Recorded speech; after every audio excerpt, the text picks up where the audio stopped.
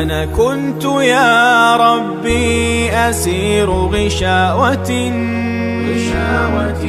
رانت على قلبي فضل سناك، واليوم يا ربي مسحت غشاوتي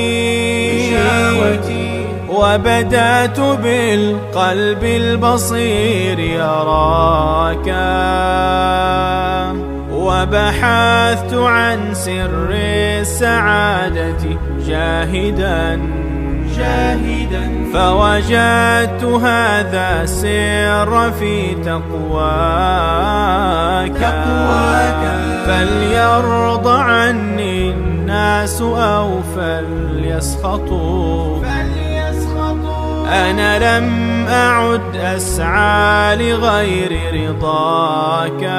أدعوك يا ربي لتغفر حوبتي وتعينني وتمدني بهداك، فاقبل رجائي واستجب لرجاوتي، ما خاب يوما من دعا ورجاك.